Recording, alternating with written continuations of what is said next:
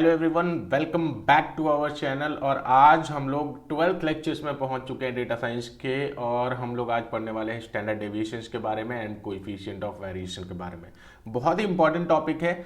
अभी तक अगर हमने जो भी डेटा साइंस पढ़ा, जो भी हमारे पास डेटा है, और जैसा भी हम लोग रिलेशन फाइंड आउट करने के पीछे अपनी एक जर्नी स्टार्ट कर चुके हैं डेटा के बीच में, that is called data science. तो स्टैंडर्ड डेविएशन का बहुत ही इंपॉर्टेंट रोल है। अगर आप standard deviation value find out कर लेते हो, जो कि हमने करके देखा था, एक डिस्क्राइब मेथड से हमने सारे स्टैटिस्टिक्स वैल्यूज कैलकुलेट कर लिए थे एक बार में। तो अगर स्टैंडर्ड डेविएशन वैल्यू हमें पता है तो हमें बस एक चीज़ और सीखनी है, कोएफिशिएंट ऑफ वेरिएशन क्या होता है और इन दोनों का रिलेशन क्या होता है, इन दोनों का मतलब क्या होता है आपस में, है ना। एक बार ये चीज़ सीख लिया तो हमें एक दो कॉलम को कंपेयर करने में, लेट्स सपोज दो वेरिएबल्स को कंपेयर करने में कोई भी प्रॉब्लम नहीं आने वाली है। एंड इवन सिंगल वेरिएबल्स की जो अप्रोच है, उसी वेरिएबल्स के अंदर में क्या चल रहा है वो भी चीज़ फाइंड आउट किए जा सकते हैं। तो ये दोनों इंपॉर्टेंट है।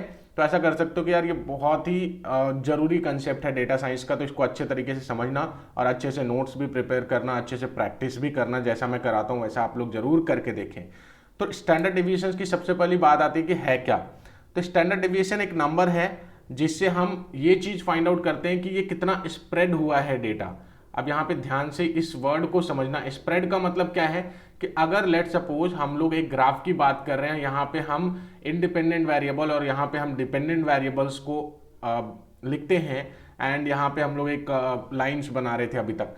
लेट सपोज कि अगर हमने डॉट्स की बात करी, अगर हमारे पास एक्स वेरिएबल्स हैं और वाई वेरिएबल्स हैं, ठीक है, कॉलम में जैसे हम लोग वेरिएबल्स यहाँ पे क्या बोलते हैं, वेरिएबल्स को कॉलम बोलते हैं। तो यहाँ पे जो एक्स कॉलम है और वाई कॉलम है, यहाँ पे डेटाज होते हैं। अगर आपको दिखाना चाहो तो यहाँ पे आप देख सकते हो। बेसिकली ये आपका एक डेटा है, एक्स और वाई ऐसे दो हैं। लेट सपोज एवरेज पल्स की बात कर रहा हूँ और कैलोरीज बर्निश की बात कर रहा हूँ अभी। तो यहाँ पे ये कुछ डेटा एवरेज पल्स की हैं ऐसे, और मैक्स पल्स की अगर या कैलोरीज बर्निश की बात करी जाए तो ये कुछ डेटा कैलोरीज बर्निश की हमने लेके रखी है। ये हमारा स्पोर्ट वॉच का डेटा है, तो हम लोग इसी के ऊपर प्रैक्टिस करके देख रहे हैं, और इसी तरीके से आप अपने किसी भी डेटा पे परफॉर्म कर सकते हैं। किसी भी डेटा पे सेम वे से आप परफॉर्म कर सकते हैं, कोई भी दिक्कत नहीं आने वाली है, ठीक है। और हम लोग प्रोजेक्ट भी बनाएंगे, तो इसके लिए आप लोगों को टेंशन लेने वाली बात नहीं है, ठीक है। चलिए, तो हम लोग आ जाते हैं अपने इस पे वापस, और फर्स्ट ऑफ ऑल मैं इसको एक बार बंद कर लूँ। हाँ, तो यहाँ पे क्या है ना कि एक्स और वाई, यानी कि अगर हमारे पास x1 है, y1 है, उसी के कॉरस्पॉन्डिंग में x2 है तो y2 है। तो ये हम x1 y1 को हम एक डॉट मान सकते हैं, जो यहाँ पे हम डिनोट कर पाएंगे ग्राफ के बीच में, है ना, जिसको हम बोलते हैं, लेट सपोज ऐसा कुछ एक ग्राफ बन रहा है, ऐसा कुछ ऐसा डॉट्स वगैरह बन रहे हैं इसमें, तो इसको हम बोलते हैं स्कैटर प्लॉटिंग। क्या बोलते हैं? स्कैटर प्लॉटिंग, ठीक है। अब अगर हमें स्कैटर प्लॉटिंग बनाना है, स्कैटर प्लॉट की ग्राफ बनानी है, मतलब डॉट्स की ग्राफ बनानी है, तो हमें कैसे बनानी है वो थोड़ी देर में आप समझोगे। ये मैं इसलिए बोल रहा हूं कि ये आप देखो कि ये थ्रू ओवर पूरी ग्राफ में ये किस तरीके से स्प्रेड है ना। एक लाइन भी नहीं आ रही है। अगर एक लाइन में बनाऊं तो एक लाइन इस तरीके से, लाइन के ऊपर बहुत ज़्यादा पॉइंट्स आ रहे हैं और लाइन के नीचे बहुत कम पॉइंट्स हैं, दो डॉट्स हैं। तो ये बता रहा है कि यार ये स्प्रेड कितना हुआ है, ये जो डेटा है ना ये कितना स्प्रेड हुआ है। तो ये चीज बताने के लिए आपको कैलकुलेट करने पड़ेंगे स्टैंडर्ड डेविएशन। जी हाँ, ये डिनोशन है स्टैंडर्ड डेविएशन का। मैथ के अंदर हम लोग डिनोट करते हैं सिग्मा से स्टैंडर्ड डेविएशन को। तो स्टैंडर्ड डेविएशन अगर हमें कैलकुलेट करना है, ठीक है, तो हम लोग को कैसे कैलकुलेट करना है, हमने कैलकुलेट कैसे किया था अभी तक। तो अगर आप डेटा प्रेप में आओगे, यहाँ पे डिस्क्राइब मेथड आपने यूज किया था, है ना, हमने ही यूज किया था। तो यहाँ पे हमें क्या मिला था, हमें स्टैंडर्ड डेविएशन वैल्यू मिली थी। तो यहाँ पे हम लोग फिर से एक बार रन करते हैं, Python space data prep dot py enter करते हैं। तो हमें यहाँ पे देखो लास्ट में क्या मिला है, स्टैंडर्ड डेविएशन वैल्यू। तो अब बात ये आती है कि जितना ज्यादा आपका स्टैंडर्ड डेविएशन उतना ही ज्यादा स्प्रेडिंग हुआ है, ठीक है, उतना ही ज्यादा स्प्रेडिंग हुआ है। और जितना ही कम आपका स्टैंडर्ड डेविएशन, मतलब कि उतना ही कम स्प्रेड हुआ है। लेकिन आप कैसे पहचान पाओगे, अगर ड्यूरेशन के लिए स्टैंडर्ड डेविएशन आपका 10.488 समथिंग एंड एवरेज पल्स के लिए 15.88 एंड समथिंग कुछ भी है, तो ये कैसे आप जान पाओगे कि यार ये कम है या ज्यादा है। कैसे फाइंड आउट करें कि ये कम है या ज्यादा है। तो इस चीज के लिए बनाई गई है आपकी कोफिशिएंट ऑफ वेरिएशन। इससे आप जान पाते हो कि स्टैंडर्ड डेविएशन कम है या फिर ज्यादा है, उस पार्टिकुलर कॉलम की स्टैंडर्ड डेविएशन ज्यादा है या कम है, आप कोफिशिएंट ऑफ वेरिएशन से जान पाते हो। चलो एक प्रोजेक्ट हम लोग यहाँ पे फिर से एक बना लेते हैं अपना std.py या फिर वेरिएशन है ना, तो स्टैंडर्ड डेविएशन वेरिएशन एसवी लिख देता हूं मैं शॉर्ट में, sv.py। यहाँ पे मैंने एक प्रोजेक्ट बना लिया। अब मुझे क्या करना है ना, स्टैंडर्ड डेविएशन से अगर मुझे पूरा डेटा का अगर फाइंड आउट करना है तो मैं इस तरीके से कर सकता हूँ। पहले तो मुझे क्या करना पड़ेगा, मुझे यहाँ तक के लिए एज इट इज कॉपी करना पड़ेगा फर्स्ट। क्यों कर रहे हैं हम लोग कॉपी, क्योंकि पहले हमें डेटा को रीड करना है और उसमें से ब्लैंक रोज को रिमूव करना है। ठीक है, रिमूव करने के बाद हमें प्रिपेयर करने के लिए, क्लीनिंग करने के लिए हमें सारे जो डेटा टाइप्स हैं वहां पे, अगर इंटीजर्स वैल्यू तो आपको फ्लोट में चेंज करना पड़ेगा। इंटीजर्स को ये ऑब्जेक्ट कंसीडर करता है, तो ये चीज आपको पिछले वाले क्लासेस के अंदर बताया गया है, इससे पहले वाले और इससे भी पहले वाले। तो ये सारे क्लासेस में मैं बताता हूँ। यहाँ तक तो आपको मैंडेटरी है किसी भी टास्क को कंप्लीट करने के लिए, पहले आपको एक अनस्ट्रक्चर्ड डेटा को स्ट्रक्चर्ड में कन्वर्ट करना ही पड़ेगा। तो ये मैंने पहले बता रखा है, इसलिए मैंने सिंपली कॉपी पेस्ट कर लिया कि बार बार प्रोग्रामिंग नहीं करना है हमें, बस हमें सिर्फ स्टैंडर्ड डेविएशन एंड वेरिएंस से रिलेटेड प्रोग्रामिंग करनी है। तो अभी हमें क्या करना है ना, हमें एक लाइब्रेरी जो हमने इंस्टॉल कर रखी है पहले, इंपोर्ट numpy, तो इसको हमें इंपोर्ट कर लेना अपने इस प्रोजेक्ट के लिए एज np। और यहाँ numpy इसलिए इंपोर्ट किया जा रहा है क्योंकि हमें स्टैंडर्ड डेविएशन वैल्यू कैलकुलेट करनी है, एसटीडी वैल्यू कैलकुलेट करनी है। अब कैसे करेंगे हम लोग एसटीडी वैल्यू, तो हम लोग यहाँ पे सिंपली एक वेरिएबल बना रहे हैं एसटीडी नाम का, जिसके अंदर हम स्टैंडर्ड डेविएशन वैल्यू को स्टोर कराने वाले हैं।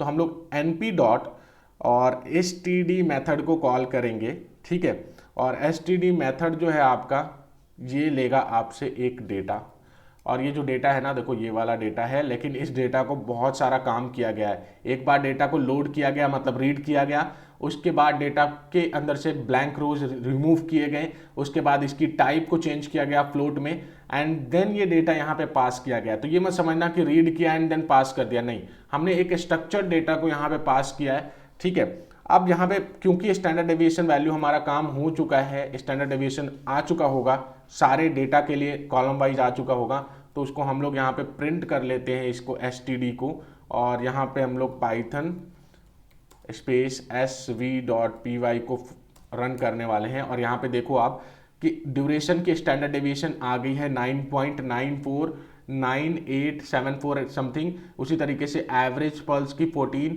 मैक्स पल्स की 10, एंड उसी तरीके से सिमिलरली आपकी 28, 3 एंड 0।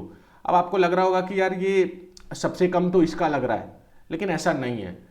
कम इसमें से मत देखो, इसमें हमें कंपेयर नहीं करना है, हमें पार्टिकुलर कॉलम के लिए देखना है कि क्या ये स्टैंडर्ड डेविएशन ड्यूरेशन कॉलम के लिए कम है या ज्यादा है, ये चीज देखना है हमें, ना कि हमें इनमें से कंपेयर करना है। इनमें से नहीं कंपेयर करना है, ध्यान रखें इस बात को। हमें इस पार्टिकुलर 9.94 वैल्यू कम है ड्यूरेशन के लिए या ज्यादा है स्टैंडर्ड डेविएशन, इसको कैसे फाइंड आउट करें।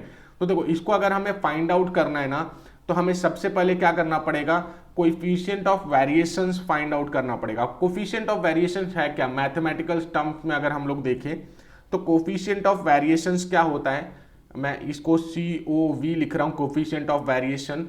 ठीक है, इसको हम लोग बोलते हैं standard deviation divide by mean value. ठीक है, मीन का मतलब क्या होता है, एवरेज, सभी को पता होगा। तो हम standard deviation by average value, तो अगर हमें कोएफिशिएंट ऑफ वेरिएशन अगर मुझे ड्यूरेशन के लिए निकालना है तो इसका स्टैंडर्ड डेविएशन डिवाइड बाय इसका मीन वैल्यू। ठीक है, जिससे हमें ये पता चलेगा कि कोएफिशिएंट ऑफ वेरिएशंस क्या है, और उसमें हम लोग देखेंगे कि सबसे कम किसका कोएफिशिएंट ऑफ वेरिएशंस है। ठीक है, सबसे कम किसका कोएफिशिएंट है, फिर हम कंपेयर करेंगे। ठीक है ना, चलो, तो यहाँ पे हम लोग क्या करते हैं ना, हम लोग इसी से जैसे अभी स्टैंडर्ड डेविएशन निकाले ना, तो यहाँ पे हम लोग एक चीज कर लेते हैं कि इसको डिवाइड कर लेते हैं किससे, np डॉट मीन भी हमारे numpy के अंदर ही आता है ना, तो मीन मेथड भी जो है हमारा वो numpy के अंदर ही आता है। तो np dot mean, and mean के अंदर हमें क्या डालना है, डेटा को पुट कर देना है। तो यहाँ पे मैंने क्या किया, simply standard deviation value divide by mean of the particular column, और ये सारे वैल्यूज यहाँ पे स्टोर हो जाएंगे। और यहाँ पे मुझे std को सिर्फ प्रिंट कर लेना है। अब ये std कंफ्यूजिंग लग रहा होगा, तो मैं cv लिख देता हूँ, that is what, coefficient of variation, तो COV मैंने यहाँ पे मेंशन किया था ना, तो COV हम लोग लिखेंगे। ठीक है, जैसा हमने बोला था वैसा हमने किया, और यहाँ पे हम लोग कोफिशिएंट ऑफ वेरिएशन को प्रिंट कर रहे हैं, और यहाँ पे देखो ये कोफिशिएंट ऑफ वेरिएशन है। अब आप अगर देख रहे होगे तो यहाँ पे देखो यार, ड्यूरेशन सबसे ज्यादा कोफिशिएंट ऑफ वेरिएशन है, मतलब सबसे ज्यादा जो वेरिएशन है ना, स्प्रेड हुआ है ना डेटा, वो सबसे ज़्यादा ड्यूरेशन की डेटा स्प्रेड होंगी। हम लोग बना के भी देखने वाले हैं ग्राफ को, तो वो आपको उस समय समझ में आ जाएगा, पता चल जाएगा कि यार ये सही में सबसे ज़्यादा स्प्रेड है। उसके बाद आप एवरेज पल्स का देखोगे तो ये 14 है, ठीक है, लमसम सही है, कोई दिक्कत नहीं है। 0.14 है, लेकिन वही कैलोरीज बर्न इसकी देखी जाए तो 0.10 है, दैट इज थोड़ा सा, तो चलो इन लोग से कंपैरिजन में ये दोनों के कंपैरिजन में थोड़ा सा तो ये कम है। ये बहुत ही ज़्यादा हो गया, 0.5 हो गया, तो ये तो बहुत ही ज़्यादा हो गया, ये बहुत ही कम है, लिटरली ये बहुत ही कम है। तो हम लोग ऐसा बोल सकते हैं कि हावर स्लीप जो है ना, ये जो कॉलम है इसके स्टैंडर्ड डेविएशन बहुत ही कम है। दैट मीन्स कि ये एक अच्छा इंडिकेशन है कि इस कॉलम की हर एक वैल्यू जो है ना वो आसपास की ही है, और वो किसके आसपास की है, लगभग एवरेज वैल्यू के आसपास की होगी। लेट सपोज अगर मैंने बोला आपको कि हर एक वैल्यू लेट सपोज 10 लिखा मैंने, 9 लिखा, 8 लिखा, फिर 11 लिखा, 12 लिखा, फिर 10 लिखा, तो ये हर एक वैल्यू किसके आसपास है, 10 के आसपास ही है, थोड़ा कम या थोड़ा ज़्यादा। तो 10 के आसपास का मतलब क्या है कि इसकी जो एवरेज वैल्यू निकलेंगी उसके आसपास आप बोल सकते हो। फॉर एग्जांपल अगर मैं यहाँ पे कैलकुलेट करूँ तो यहाँ पे क्या हो जाएगा, 10 + 19 हो गया, एंड यहाँ पे फिर से 19 हो गया, एंड यहाँ पे 22 हो गया, तो ये आपका 38 एंड प्लस 22 हो गया आपका कितना, 60 है ना। तो ये 60 divided by how many number, 6, तो ये 10 आपका एवरेज वैल्यू भी आ रहा है। देखो आपका एवरेज वैल्यू भी 10 आ रहा है, तो ये 10 के आसपास है, मतलब आपके एवरेज वैल्यू के आसपास ही है सारा डेटा। तो आप इससे क्या जान पाते हैं कि यार कितना स्प्रेड हुआ है अकॉर्डिंग टू एवरेज वैल्यू, ये डेटा कितना स्प्रेड है। चलो इस डेटा के बारे में देखते हैं ना, फिलहाल के लिए अभी इतना क्या करना। सबसे कम किसकी है, हावर स्लीप की है। चलो तो यहाँ पे हम लोग डेटा के पास आ जाते हैं, और आवर स्लीप की वैल्यू देखो, आवर स्लीप की एवरेज वैल्यू क्या है पहले वो देख लेते हैं हम लोग। एवरेज वैल्यू है 7, दैट मीन्स कि 7.5 के आसपास ही होने वाला है सारा डेटा। तो यहाँ पे हम लोग डेटा के पास आ जाते हैं, देखो 7.5 के आसपास ही सारा डेटा है आवर स्लीप का, देख रहे हो 7.0, 8.0, तो 7.5 के आसपास ही है, कोई ऐसा ज़्यादा स्प्रेड नहीं हुआ है, एक सीक्वेंस में है। सिमिलरली अगर आप इसको कंपेयर करोगे, फॉर एग्जांपल इसके बाद स्टैंडर्ड डेविएशन किसका सबसे कम है, कैलोरीज बर्नेस का। तो कैलोरीज बर्नेस की मीन वैल्यू देखो, कैलोरीज बर्नेस की यहाँ पे मीन वैल्यू पे आ जाते हैं। कैलोरीज बर्नेस की मीन वैल्यू है 285, तो सारा डेटा 285 के आसपास ही होने वाला है, लेकिन ज़्यादा आसपास नहीं होगा क्योंकि वेरिएंस वैल्यू भी थोड़ा सा ज़्यादा है, लेकिन बाकी से कम है। तो 280 के आसपास ये देखो, 240, 250, 260, 270, 280, 290, 300, 310, 320, 330। तो ये क्या है, ये सारे जो हैं आपके वैल्यू, ये आपके 280 के आसपास ही आ रहे हैं ना। जो भी आपका एक मीन वैल्यू था, मीन वैल्यू इसका कितना था 285, तो 280 के आसपास ही आ रहे हैं। तो चलो मीन वैल्यू के आसपास ही है।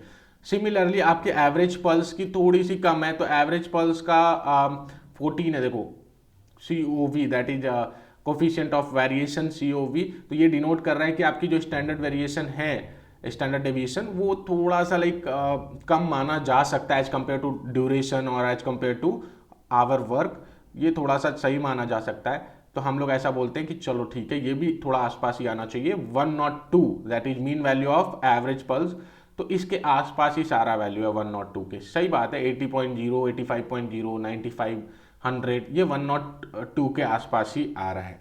तो इससे हमें क्या समझ में आया कि हमारा डेटा कितना स्प्रेड आउट हुआ है, ये चीज़ हमें समझ में आ जाएगी, और इससे बहुत बड़े बड़े डिसीजंस लिए जा सकते हैं। अभी जैसे ही आप कोरिलेशंस वगैरह पढ़ेंगे और इसको कंबाइन करेंगे, इन कोरिलेशंस को कंबाइन करेंगे, बड़े बड़े डिसीजंस लिए जा सकते हैं। लेट्स सपोज कि अभी आपको लग रहा होगा कि सर इससे फायदा क्या हो रहा है हमें, तो ये जो आपका ये जो वॉच का, स्पोर्ट वॉच का डेटा है, अगर आप लेट्स सपोज एक इलेक्ट्रिक बाइक की मैं बात करूं, अभी के डेट में इलेक्ट्रिक बाइक की, ई बाइक बहुत ज़्यादा चल रही हैं, तो इलेक्ट्रिक कार्स, इलेक्ट्रिक व्हीकल्स बहुत ज़्यादा चल रहे हैं। तो इलेक्ट्रिक बाइक की अगर मैं बात करूं तो अगर मैं बोलूं कि यार फीडबैक के तौर पे जब आप कंपनी कुछ प्रॉमिस करती है कि ये जो बाइक है ना ये इस मोड पे, इको मोड पे या स्पोर्ट मोड पे या फिर हाइपर मोड पे ये कितना चलने वाली है, वो जो क्लेम करते हैं ये सारी चीजें वो अपने प्रीवियस डेटा के हिसाब से बता रहे हैं, ना कि अपने मन धड़क बता रहे हैं। स्टार्टिंग हुई एक बाइक से, एक बाइक को चलाकर देखा गया पूरे सिटीज के अंदर तो कितना गया, वो फिर हाईवे पे चला के देखा गया कितना गया, फिर नॉर्मल प्रैक्टिस चलती है ना, नॉर्मल ऐसे बाइक को ऑन कर दिया जाता है, मशीन के ऊपर चलते रहती है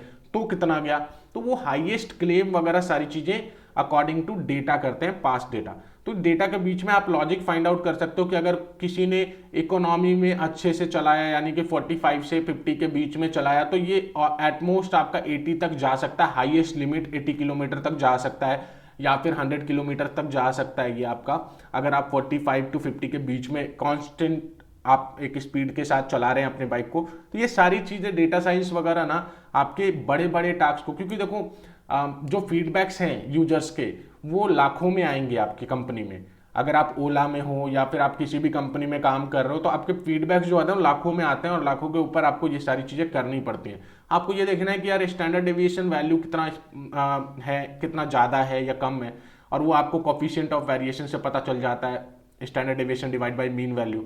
तो इसको आप एक रेड मार्क में वेरी वेरी इंपॉर्टेंट कर लेना कि बहुत ज़्यादा काम में आने वाला है। जो भी डेटा आप काम करोगे इसके ऊपर से आप थोड़ा सा लॉजिक्स अपने बिल्ड कर पाओगे, और परसेंटाइल से तो करते ही है डेफिनेटली। तो ये दोनों टॉपिक्स आपको बहुत ही हेल्प करने वाले हैं। आई होप ये पूरी चीज़ें आपको समझ में आ रही होंगी। अगर समझ में आ रही हैं तो यार लाइक करना जरूरी है, कमेंट करना जरूरी है, एंड सब्सक्राइब भी करना अगर चैनल पे नए हो तो, एंड शेयर करो दोस्तों के साथ, उनका भी भला हो जाए। जब तक के लिए जय हिंद, जय भारत।